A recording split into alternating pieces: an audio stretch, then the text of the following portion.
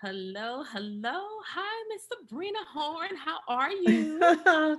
Hi, Nikki. Oh, I'm so glad to see you and meet you and do this. I have been bubbling over Mm. since day one, which was probably about a couple months ago that I was introduced to you, not directly to you, but to your work, I should say.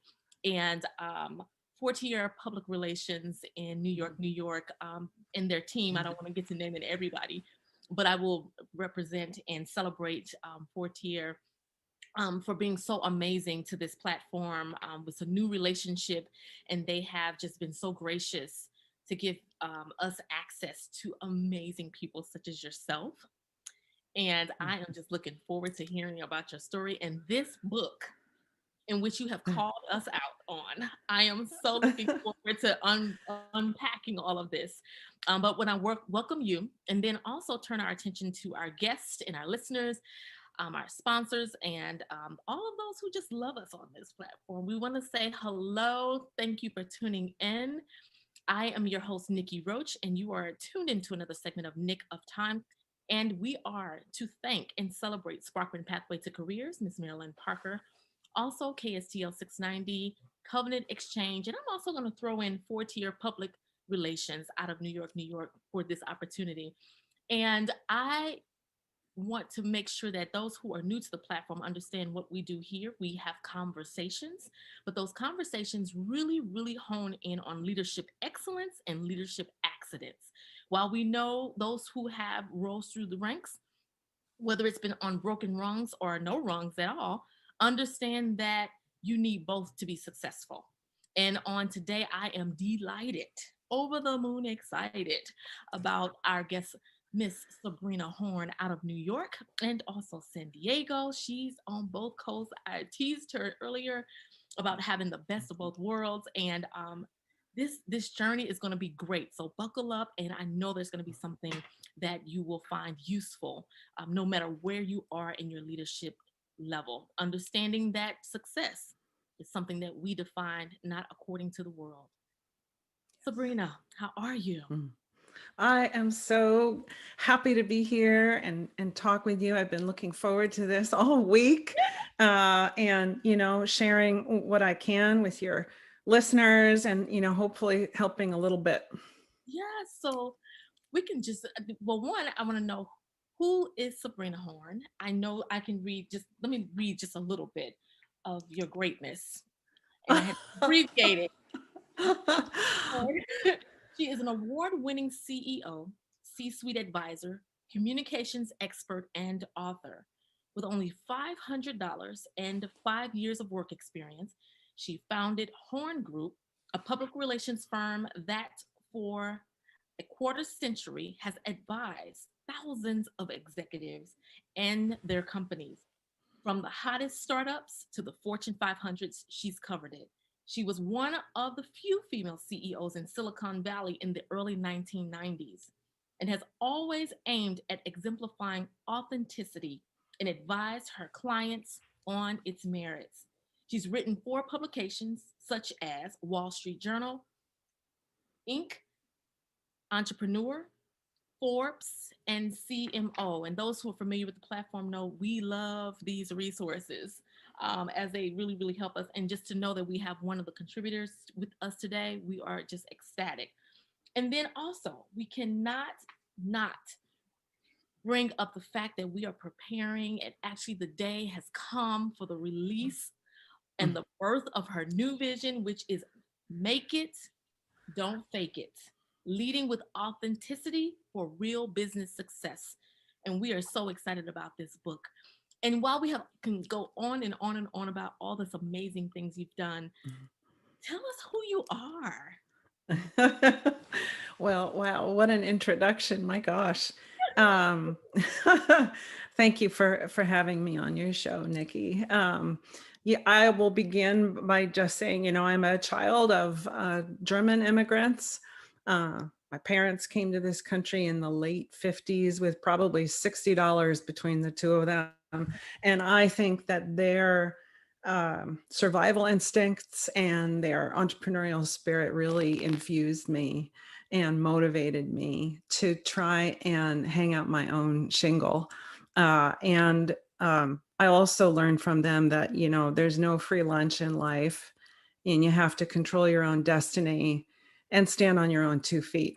So I was just wired for sound with that. And in 1991, I decided I had enough experience with a barely 5 years, and $500. I had one client that I pitched and showed them my business plan and gave them my ideas, and I was in business. So I ran that company and grew it for almost 25 years, as you said, and worked with thousands of companies and put them on the map, and dealt with their problems, and also learned how to be a leader myself with no management experience. And then I sold that business in 2015. Wow. Okay. So knowing what you know now, Hmm. what would you have done different when you, like, maybe 5 years into that business? Yeah, well, a lot of things. I think that I would have surrounded myself with more mentors. I think mentoring is so important in really building a safety net of people that you can trust, that you can ask any question to without feeling embarrassed. And these are the people who will tell you what you need to hear, not what you want to hear, right? And when you're in the tech industry in particular, but really if you're a young entrepreneur and a CEO and you're dealing with problems all the time flying at you, sometimes you can just really be overwhelmed. And I wish I had had that. I wish I had taken the initiative to do that. That's interesting because there is much research around the benefits of mentorship. And while there is so much research around it and the benefits, more benefits that you see than not, but there's still a void when it comes, especially for women. And Yes. you're talking about informal and formal forms of mentorship. And thank you for sharing that, because it's interesting to hear that this has been an ongoing thing that we've been talking about, but we're still trying to figure it out. Yeah. Yeah. I mean, back then, like mentoring really wasn't a word, to be honest. And um, it was more like having advisors, I think was probably the vernacular of the day. And I had those people, but they were connected to my company, either as a client or as a journalist or as an analyst. I needed that sort of independent person who was not so directly connected to me, but who had been in my shoes and who cared about my success. And I ultimately found those people, but it was pretty lonely in the beginning, right? And people are asking you to make decisions and you don't know. You've never made these decisions before. And I'm glad So, you brought that up, because we think, even going back to the core of our conversation, make it, don't fake it. Okay, hello, like that's part of the whole gist of it, right? Because we don't know. And it's okay. Part of that making it, I think, is having those resources, having those mentors, and just raising your hand. I know one thing I had to learn: ask for help. It doesn't mean that you're weak or that you don't deserve to be in that place, but yet at the same time, you don't know, and you're not having to fake it, which we're going to get into in just a little bit. right, right. Yeah, I absolutely agree with you. Yeah, asking for help and admitting mistakes is not a sign of weakness. It's actually a sign of great strength. Yeah. Yeah. And that's, so this is perfect as we shift into, Mhm.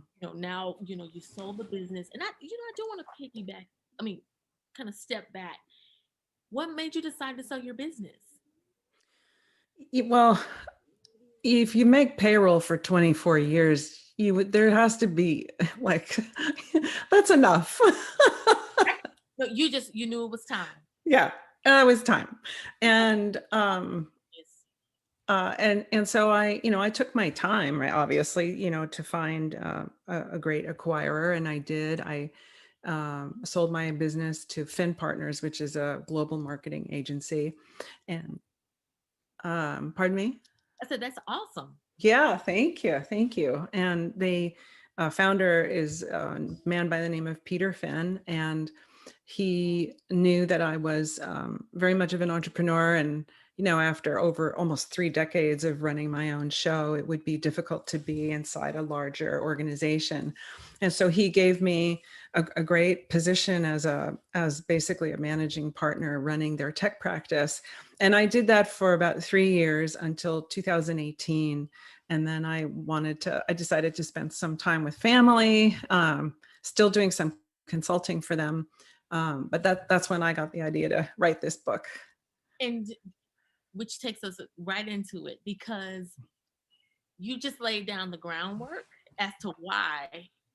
I mean, you have the credentials, the experience, the years to even position yourself for such a topic as this. And the topic again is make it, don't fake it. Leading with authenticity for real business success. And when we talk about this, yes, you've given us some insight into who you are and your journey, but what made you press pause to pen such a book as this? Right. Yeah. So I think in the last 5 to 10 years, I honestly think that a lot of people kind of forgot about the fact that integrity matters. Mm, And the whole fake it till you make it mantra really fueled that and accelerated it. And I think fake it till you make it, which was originally just sort of a tongue in cheek little quip, has become really terrible business advice. I think it's the worst business advice ever. And unfortunately, it's become like air and everybody's doing it. So, my reason for writing the book is through two lenses, right? The lens of being perhaps from the unusual perch of being a PR person, coaching all of my clients and through their own dicey situations, but also as a CEO of my own company and making my fair share of mistakes. I wanted to write a book that would help other entrepreneurs and executives lead their businesses with a renewed focus on integrity and authenticity for a better shot at long-term success. and you just said a mouthful: integrity, authenticity, sustainability. Mm-hmm. And when we think about integrity, I did look up those words. I'm an educator, so I'm all about understanding Yes. those words. Why integrity out of all words? Integrity is, in a way, interchangeable for me, at least, with honesty. And it is the foundation of every business, right? You cannot, someone actually asked me this the other day, why should integrity be the foundation of your business? And I was almost speechless.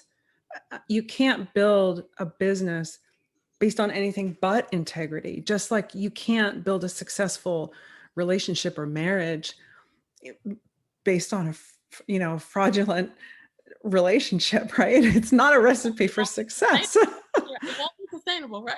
Yeah, it's not sustainable.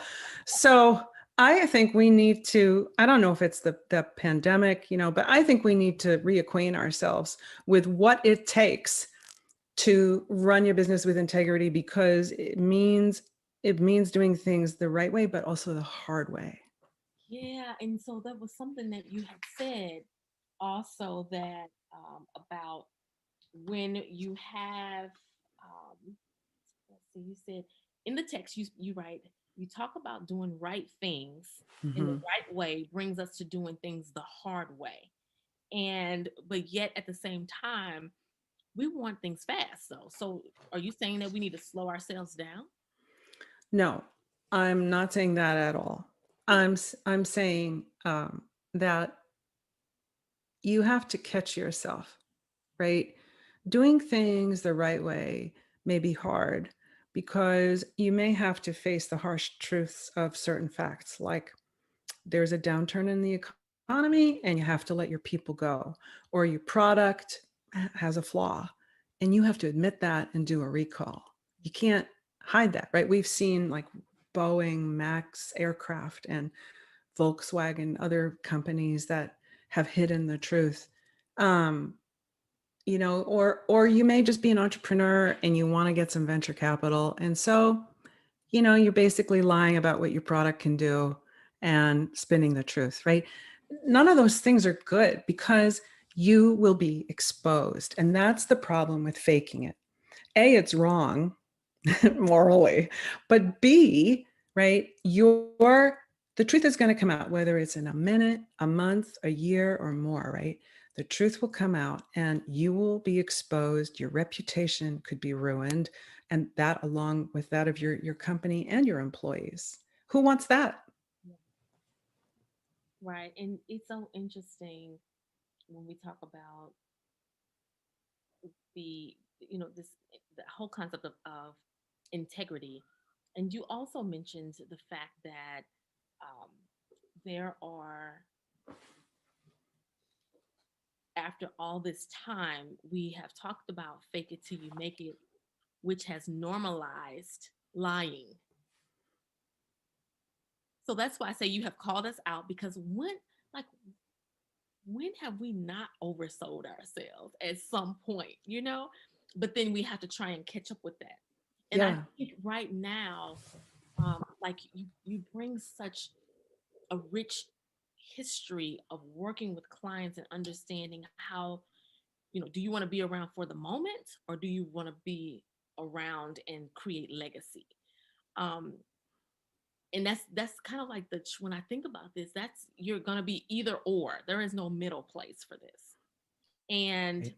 but I think right now in the space that we're in, because everybody wants everything so fast, and they're trying to, they, it seems like we're trying to be more relevant than we than we probably need to be at the moment, because a lot of us are just starting when it comes to entrepreneurship, just honing in on entrepreneurship right now. And even myself being one, like, it's easy to fall into that compromise meaning, oh, I can do a little more. Yeah, this is what I'm saying I'm doing, but yeah, I can do a little bit of that too. Yeah. Yeah, I get what you're saying. I mean, and I've been there too, right? I'll say a couple things about that. Authenticity is like beauty. It's in the eye of the beholder. So what I think is authentic and what I believe in, you may not, right? And vice versa. And that's okay.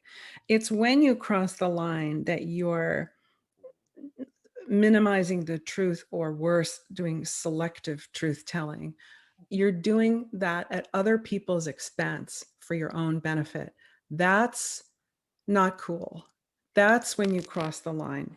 And you have to decide, like, most of us don't go to that end of the extreme, towards total outright deception. And there are plenty of people, that we can point to that have been written about that have done that. Most of us don't go there. We just fake it maybe once or twice just to kind of move things along. And then, maybe we do it again. And, but here's the thing, it can eat away at you, it undermines you. And as leaders, we have an obligation to lead, right? Which by definition means setting an example. And you don't want to create a company full of fakers, right? Even Yeah. that little example, right, where you sort of faked it, and you're sitting there with a team of people. Okay, well, now you've just given them permission to basically do it because you're the boss. So you really have to think about that, because the example that you set is going to be copied and emulated, and then you're going to have to deal with it.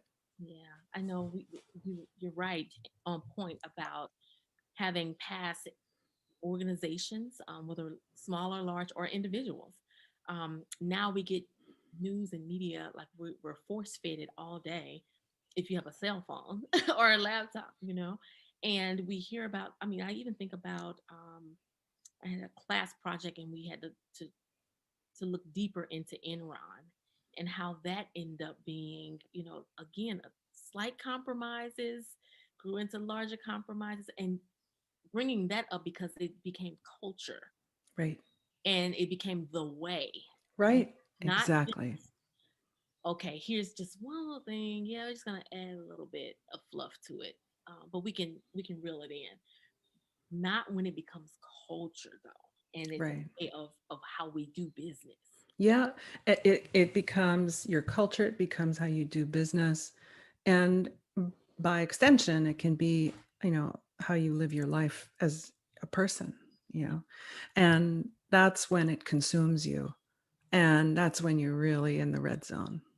Yeah. Speaking of red zone, what's causing what barriers and things to be blockages for leaders, whether they're um, legacy leaders or because we have a lot of legacy leaders who are coming back into the game these days, and also emerging leaders.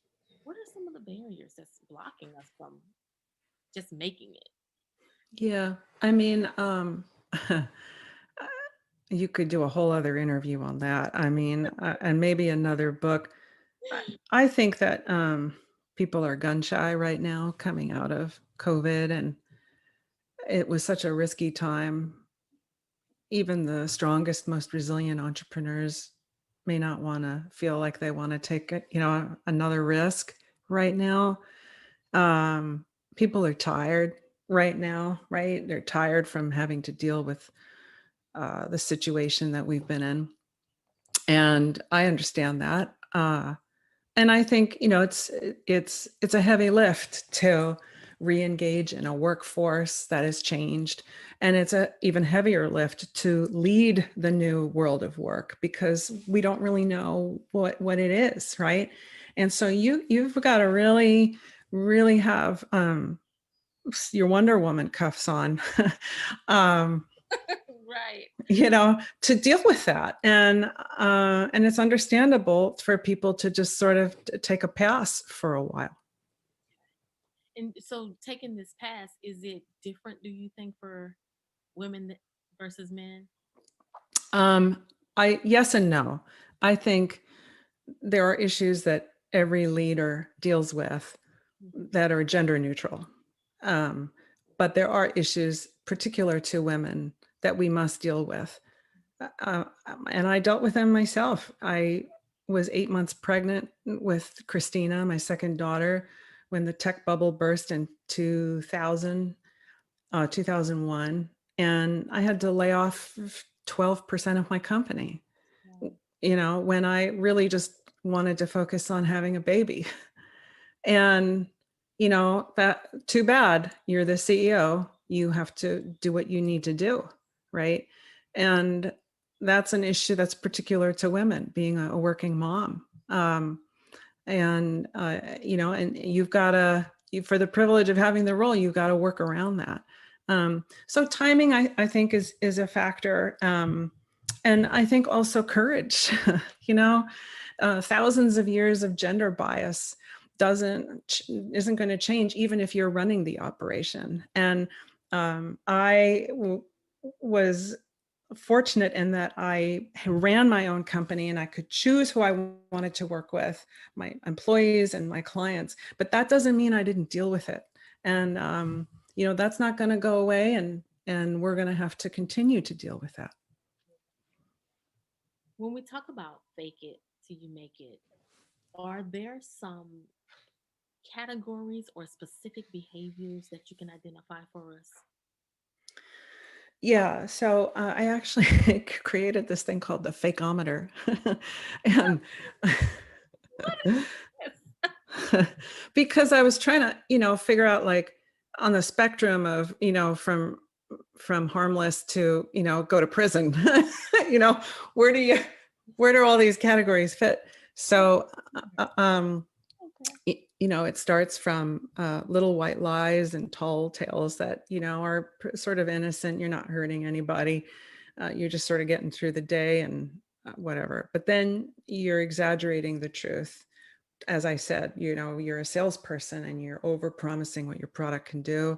Customer's going to find out. Or you lie on your resume. one of the most common ways of faking it is lying on your resume. Uh, the employer is going to do a check and they're going to find out.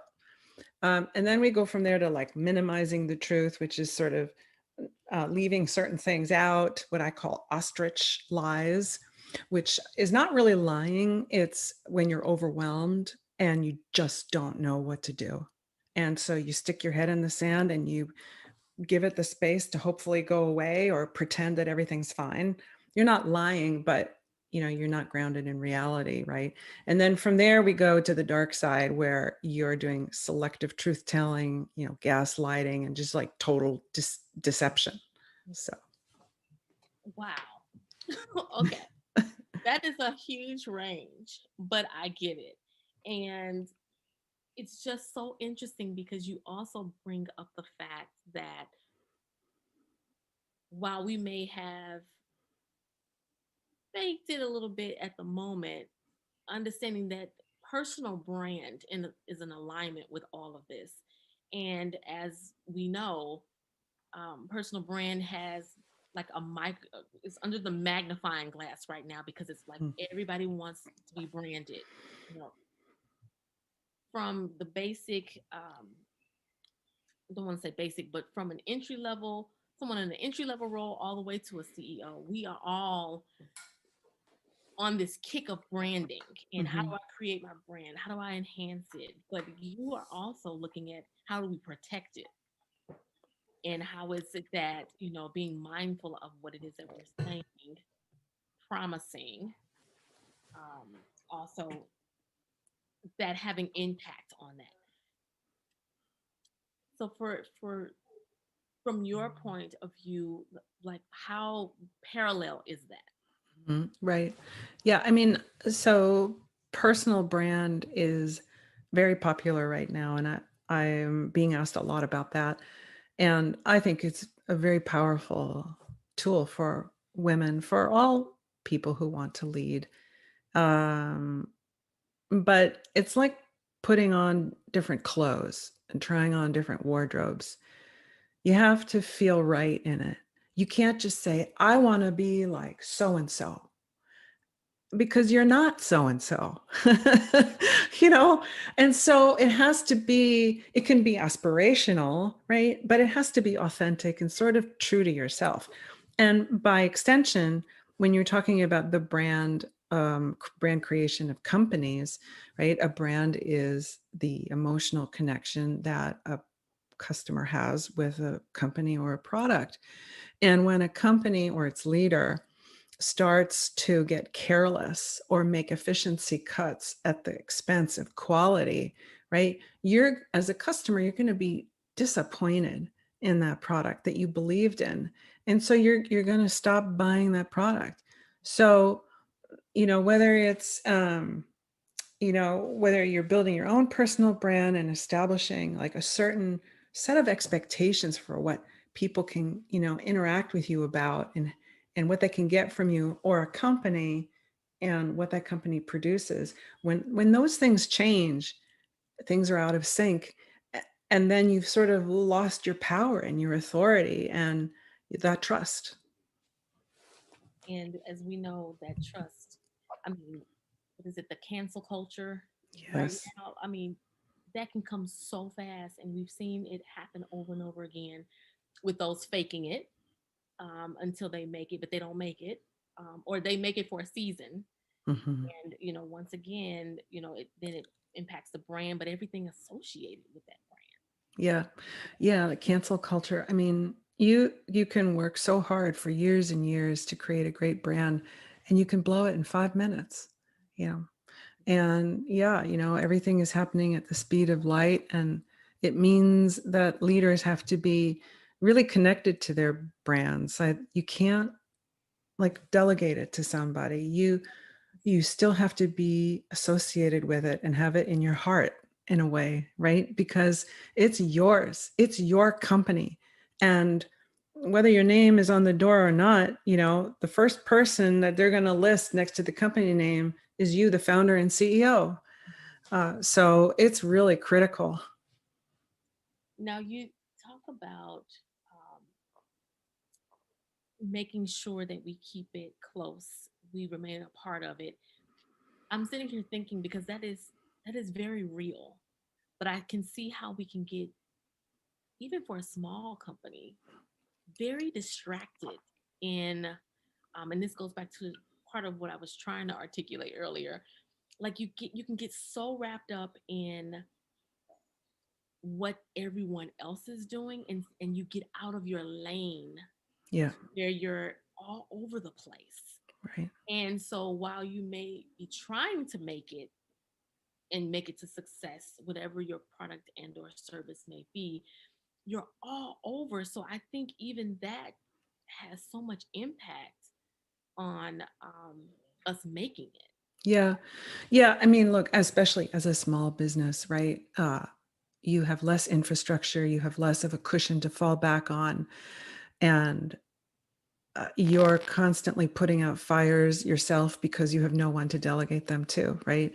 And so I get it, right? You have to come back to your priorities. And I'm a huge believer in strategic planning, but not planning for planning's sake. Like, have 3 goals or 4 primary business goals for the year, and then work your way back to what you need to do this quarter. And I always suggest to other entrepreneurs that I mentor, like, ask yourself 2 things: why are we doing this? And because if it's not achieving a goal, then you shouldn't be doing it, right? Maybe a good idea, but not now. And this is, I'm so glad you're going down this lane because we think we just have to be busy, and it's not always what is needed to get us to where we're going. Yes, absolutely. Like, oh, customer wants this and 3 more wanted that. And so we need to do that. Like, no, it's not helping you achieve your objectives for the year. You're going to spread yourself too thin. So And that's you have, a form of faking it because that's yes, not what you do, as you said earlier, putting on what's really you. right. Yes, exactly. So, I mean, that's partially an exercise of discipline, right? But it's about seeing opportunities that are on the horizon and putting them on the side, keeping an eye on them, but staying focused on your core to make sure that you can make payroll and do what you set out to do. The second question I always advise asking is, what does success look like? Right? So a year from now, you're Yes. gonna right, you're gonna look back and you're gonna be like, this is what I accomplished. Will I be happy with that? Is that going to move the needle forward? Right? Because if you have a clear vision of that, then you can fill in the middle between why are we doing this and what does success look like? And so you speak in my language in regards to what a success look like, because again, back to being distracted and another form of faking it. Yeah. I think, just from my experience, to where, because I've been in that spiraling space to where it's like you're wanting to be, you're wanting to get stuff done, you're wanting to shine. Even I mean, I even recall, getting opportunities, but I knew that's not my thing. But you try to show up and deliver, you pull it through, but it's not your great work. And it comes across. But at the same time, understanding that success does not mean filling an auditorium of 50,000 people. If you're I'm a speaker, or we want to take this show on the road, so I'm going to have Sabrina come and do an hour lecture on faking it. um that doesn't mean that success may be, we need 50 people to show up and register for an event, or even 5. I have learned it's actually better when you have the smaller groups to actually do what you need to do and actually get a little better, find your rhythm with it. And I think that's something that we have to be mindful of. Again, not getting wrapped up in this space that will shift us into a faking it with trying to be too much too soon. Yeah, absolutely agree. Yeah, 5 of the right people is infinitely better than 500 of the wrong people. And in my business in public relations, it was often helping our clients to see what they really wanted to achieve was different than what they came to us with, right? And right, so you want public relations or you want a marketing campaign to do what? And the most often answer we got was, we want to be in the Wall Street Journal. Oh God, if I had a nickel. uh, and so my question was always like, why? Why do you want to do this? Right? A year from now, you're going to be sitting here with me and you're going to say, Sabrina, we accomplished these things. And, and that was a successful effort. So it's, you kind of have to like get rid of all the stuff in the sphere around you and all the noise and what people are telling you, and just really like what will move the needle forward for your business, and focus on that. And whatever other things come up, that they don't go away, but they're just over here for now. Yeah. Like you said on your website, sabrinahorn.com, Mhm. you talk about ways in which we are able to fight off this faking it. And can you give us like one or two of those? Yeah, sure. Tease us a uh, little bit. yeah, sure. I think a lot of times we fake it because of the unknown. We don't have enough information. And, of course, we're afraid of the unknown. And so we start to fake it and make up stuff. And the way that you can fight faking it is by disarming fear and organizing risk. And I Organizing risk. organizing risk. And I'm not talking about, doing a huge like risk assessment, cost analysis kind of, I'm talking about getting out a piece of paper and basically saying, okay, what's the worst thing that could happen here? And Right. actually writing it out. Yeah. What is the absolute worst thing that could happen? And how will you be okay with that? What are you going to do? Right. And then, acquiring a bias for information, seeking information to disarm that fear. The more you know, the more confident you will feel, and you'll have more arrows in your quiver to sort of deal with the next step. And sometimes when we're in survival mode in a crisis, and and you are afraid and you don't know what to do, the first thing is, okay, like what's the worst thing that can happen? I'm going to be okay. If that happens, I'm going to be okay. I'm okay. And then like start to get information to help you, even if you just need to get to tomorrow, right? And then you have to make a new plan. That's okay, because sometimes just getting to tomorrow is a success. The second thing I will share is that a lot of times when you're an entrepreneur, CEO, it can be a lonely place to be. And I wrote about this in one of my books, and I suffered from it myself, because you realize you don't really have people to talk to, because there is only one CEO in the company. And even with your leadership team, you have to be strong for them. And it can be very isolating, to be left out of certain, going out for drinks after work, or, people stop talking when you walk down the hallway, and, it can actually cause anxiety and even depression. And I suffered from certain bouts of that, because I was constantly under pressure and solving problems, and had no one to talk to. And so I would really advise everybody to, build up that safety net, find those people you can talk to, and also find ways to express gratitude and connect with people. Even, teaching a class can make you feel better and not so alone. Yeah. Those are really good. Because even those who are in middle management, I remember as I was beginning to um, move along in my career and I was in a middle management space, that even became, I felt isolated because I couldn't hang and I didn't feel a sense of belonging with those that I used to be with, but I had not yet forged those relationships where I was. And I was in the middle of, because then you had those who are above you. Right. And it's not bad, but it's just an adjustment. It's a Yeah. hard adjustment, especially, and then going back to your first topic of, that's the even place of unknown. Um, because you're like, how do I even show up, in this space? And I can see, even as a CEO, I mean, that's a lot of Yeah. pressure, Yeah. especially in, a situation, we're in this pandemic, we're not out of it yet, but we're still having to pivot. And even after you pivot, you have to pivot again. Hmm. And it's like, man, all these people are depending on me, such as when you said, I'm excited about having my baby, but I'm having to deal with real issues in the business, to where this is an unknown I'm dealing with, but now I've got to get some organized risk that I need to plan out.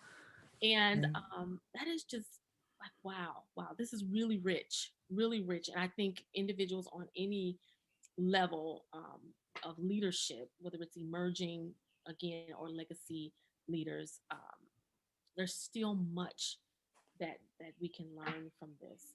There is another strategy that you mention in the book, and you talk about, um, I believe it was, oh, yes, we will make mistakes, not once, not twice, but many times throughout our career. I have this highlight. I did not want to miss this. Share with us your post-mortem exercise and how it can be quite beneficial for the future of our success. What is Yes. Right. So postmortem is after death, right? That's literally what it means. So, if you really blew it and you lost the big deal and it was strategic, you should sit down with your team, and that means you, not somebody else who you can delegate it to. You must participate with your team and get together to talk about it. Now, I'll preface that by saying that you do need to create a culture that is a learning culture, right? Where these sorts of things are common, where we learn from our mistakes. And you have to sort of ease that into your company if you haven't been doing it, because otherwise people will be on the defense, like, whoa, like, there she's pointing fingers. The exercise is not about pointing fingers, it's about learning. And you start off by saying, wow, that kind of sucked. And we lost that deal. And we need to learn from it. So let's go around and ask everybody what happened from their perspective, and ask them what they think we could have all done better.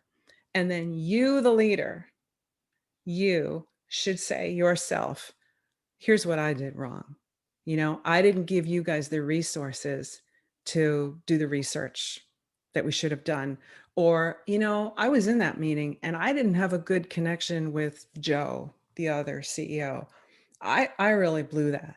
What can I do to help you guys so we can do this better next time? What do you need from me? And that openness and that sort of humility, right, draws people in, it levels the playing field, does not show weakness. It makes people want to work more together, to collaborate more. And then the secret to this is that you then isolate those things that you could have done better or will do better next time, and then put it into action. So from learning to action, okay, so what's the process we're going to actually change to do it better? And write it down, communicate it to the company, share it with other people, right? So that it's a new business process. Otherwise there's no point, because nothing will be different next time. Yeah, that takes a lot of confidence, bravery, vulnerability, integrity, back to your word, of a leader to do such an activity. But going back, do we want to be successful and learn from our past mistakes? I totally see how this can be effective, no matter if you are a solopreneur or Fortune 500. And I say this for solopreneurs because oftentimes we will think that, oh, it's just me. I don't have to work. But me did not execute the product, the service, whatever and or service the special event that you hosted or that you curated. There's I always say those vendors you work with, that's your team. Yeah, And right. when you pull all those people together, I think even as I don't want those who are solopreneurs to miss that, or it may be, you and Mhm. two others not to miss this activity can begin to set you up before you get larger. And that culture that you're speaking so greatly of, Sabrina, that we can begin to build that becomes the foundation, not an afterthought. It is, as I said, the accidents, these mishaps, these misses really are the things that propel us to where Right. we're trying to go, not necessarily the successes. You also talk about how conflict, criticism, Mhm. um, we should be grateful for that, basically, is what you're saying. Share more. Yeah. Yeah, I said, I think my phrase is, complaints are gifts. Yeah. Yeah. Like, everybody, most people don't like hearing complaints, like, "Oh, it's so annoying," and you just, like, want it to go away and I'll let somebody else deal with it. Complaints are gifts. Why? Because they contain information that will help you fix a problem. They will give you data that you didn't have before. And the worst mistake you can make is to avoid listening to complaints. And here's the deal: even if you listen to your customer and you say, okay, fine, but ask them more questions. Tell me more. If the product did these things, would you like it better? In these situations, does it do this or that?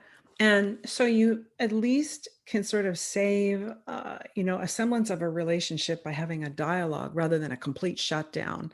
And that creates goodwill for your brand.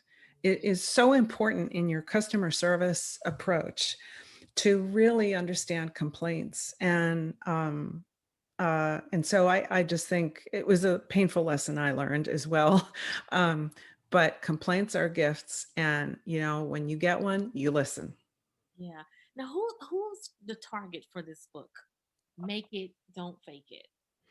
I think it's any person who aspires to start a business, or those entrepreneurs who've already founded a company and are at an early stage of navigating that, all the way up to CEOs of larger mid-sized companies.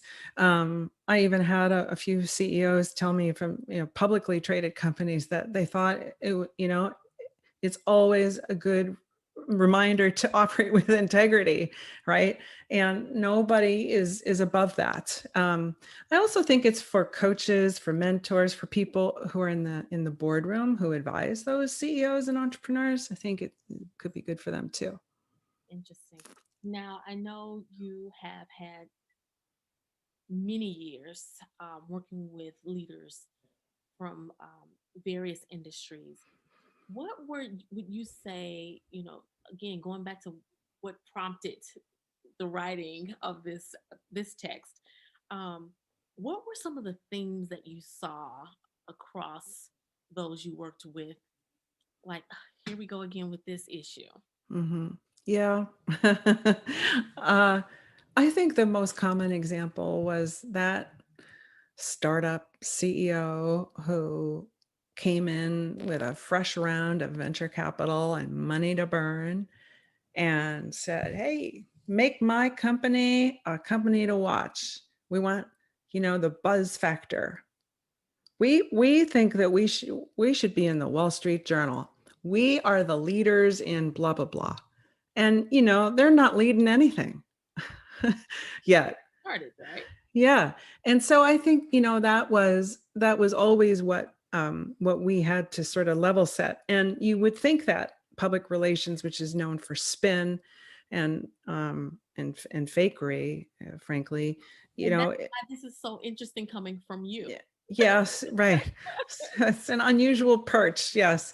But I will say, like, the best public relations people are grounded in the truth, and their mission is to uncover the truth, deal with it, and help you find a way forward. It is not about spin. It is about finding within the confines of the truth, right? Once you've discovered it, to tell the most compelling story about it Mhm. that can earn other people's interest and trust. It should not ever be about fooling people or making them think something that is not really the case. And in our business, I will say we were like the go-between our clients, software companies, and then the media. And we had trusted relationships on both sides. So, you're not going to blow those trusted relationships by spinning a story to a journalist who then is going to discover that we're no longer a trusted source. So that's really the truth of it all. And that was the most common example of kind of helping these startup CEOs, like, so your product really doesn't do that today, right? It's going to do that next year. So you really only have 3 customers. Are they references? Will they talk? Are they actually using the product? Do they like the product? Like stuff like that. In that same vein, considering your experience, we have a lot of, we're going to say right in this entrepreneurial space, small business owners as well. And you may even want to plug in the large corporations and companies. What should we be looking for when it comes to a PR firm? Because they're still very much used, even if it's in house, there's still always that move to go out, at least for guidance. What are like maybe your top 3 things? Yeah, it's a great question. Uh, I think, first of all, it depends on your size. If you're just starting out, you don't need an agency. It's way too expensive. Good to know. Yes, you are much better off getting a contractor or a freelancer. There's plenty excellent people who have left corporate PR and the agency world and are just working for themselves and can create great content for you and give you some air cover just to get started, or help you with messaging or positioning. And then as you get bigger, and you have a viable product and you have a few customers, then you can maybe expand to maybe a small firm, like a boutique 2-man, 3-man person shop. And it depends also if you have a consumer product where you need to have, a much broader reach, or whether you have a B2B kind of offering, right, where you may be more focused. So all those considerations must factor in. It's not really until, you're generating, 10 upwards of $10 million of revenue, give or take, that you want to bring on an agency for $10,000-15,000 a month. That's a huge investment.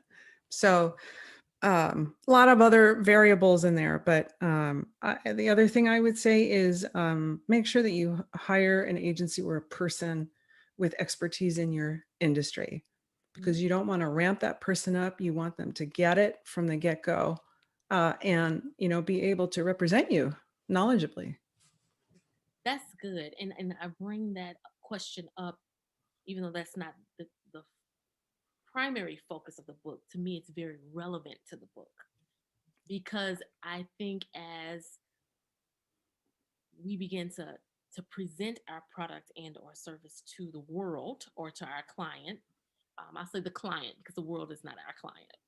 Um, However, having someone close by, whether going back to that mentorship you mentioned earlier, whether it is with a consultant who's offering us help along the way, the team that we hire, having that right tribe all collectively will help us, I think, very much. And I heard you pretty much say this earlier, avoid this, well, at least be protected from sinking so deep into the faking. Yeah. Yeah. I mean, look, the more information you have, the more power you have, the more arrows you have in your quiver to make your next move. And information is power. Like, it's a trite saying, but it is so true. And um, the best thing you can do to help yourself, to prevent yourself from faking it, is to get information and talk to people who are in positions of neutrality, right? And people who support you, who will tell you what you need to hear. I just can't stress it enough, especially in white knuckle moments when you're under pressure. Wow. That, I mean, that letting that sink in, because I mean, there's that was power packed in regards to things that could help us. Again, we're talking about, as you said earlier, we want to succeed. And that's the name of the book: Make It, Don't Fake It, Leading with Authenticity for Real Business Success. And we see it now how companies, small and large, they start and they have faded. Yeah.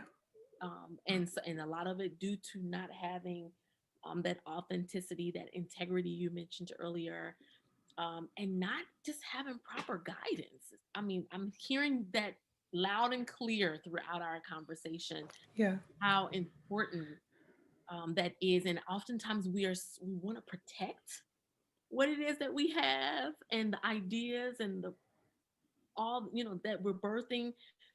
However, somebody's got to help us through that. You Yeah. can't be the only one. I one of the last things I will share is that sometimes when you don't know what to do and you're overwhelmed, write down again, organize risk, right? What's the worst thing that can happen? Ask yourself, what is making you so afraid? Mm, What is missing from this picture, right? Like what is causing this feeling? What are the questions? And then try and answer them. If you can't answer them, then go talk to other people, right? And that's where being humble and asking for input is a sign of strength. It shows you want to learn, as opposed to the CEO who pretends that he knows everything, right? When in fact, like, he's doomed to fail because he's just following, in this sort of like closed-minded sphere. So I just think it's so critical, and it seems so simple. I know, and that's why I keep repeating it. Yeah, But that literally is like the key to yeah, access everything else. Is what yes. I'm seeing. But Um, it, but it, even re- oh, go ahead. I was going to say, but it requires that you're authentic enough to know that you don't know, right? You have to know what you don't know, and it's okay, Yeah, and to have the integrity to ask and follow through. yeah. You know. And I was just gonna say this is about leadership, and I always say we are all leaders, and you should be leading from where you are. Mhm. And to be able to take this last nugget of wisdom that you have shared, all of us can learn a little more and lean into that quite a bit more as well. So Yeah. that was powerful. So where Good. can people find you and more about the book? Yes. So, I mean, people can find me on LinkedIn and Instagram and Twitter, and my website, which is sabrinahorn.com. And the book is available. Hooray! And you can get it on all the popular online retail sites like Amazon and Barnes and Noble, Hudson News. It's actually in 30 airports, I found out. Yeah. That's Sure. Yeah, it's a good sign, right? Yeah. um, and you can find it at sabrinahorn.com/book as well. Yep. So Yep. And you can go out there, and even before you get it, you can get a sneak peek. And it's a good read, that chapter. And there's also audio as well. So yes. dive into that and go ahead and get a head start on the reading. Yeah, that's wonderful.